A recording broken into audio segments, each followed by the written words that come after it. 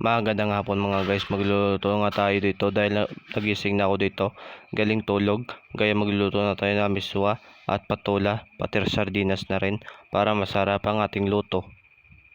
At nilagay ko na ditong ahos kasi wala na kaming stock na bombay. Ahos lang muna nilagay ko dito.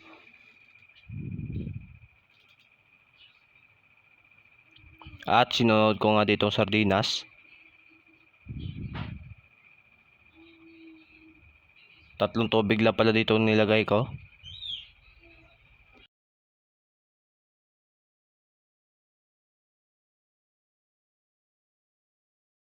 At nilagay natin ditong sardinas mga guys. Mikos-mikos na natin insan para ma-mix ang lasa. At nilagyan ko dito ng isang tubig. Bali tatlong tubig na ito nilagay natin. Isa lang muna. At imikos-mikos na rin insan.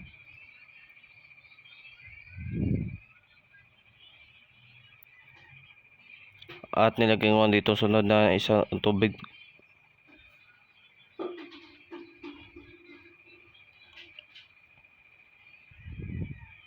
I-mix natin, mikos-mikos na insan.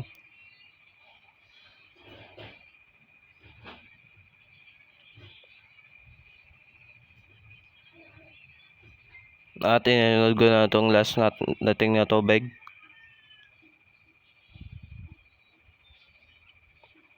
At imikos-mikos na natin yan insan.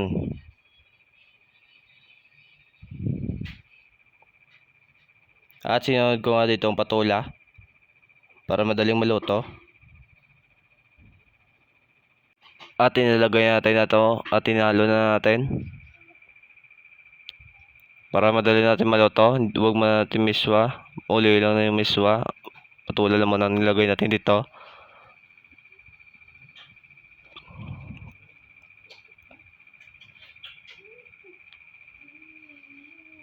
Megas na natin yan insan. At yung nabukal lang nga dito, hinalo-nalo ko muna dito para ma-mix ang lasa. At ito na nga, sinunod ko dito yung miswa. Mikos-mikos natin yan ulit minsan. Mikos-mikos na yan minsan. At nilagay ko na dito na magic sarap, pampalasa. At sinunod ko nga dito yung asin, pampalasa. At titikman ko nga dito. Tingnan natin kung masarap. Yun, tinikman na natin. Sobrang sarap nga. Ito na nga, sobrang sarap. Ayos. At ito na nga inanda ko na dito. Sinerve ko na dahil kain na kami. Isa, dalawa, tatlo, apat, bali 5. Isa pa rin. At ito na nga ang ating recipe.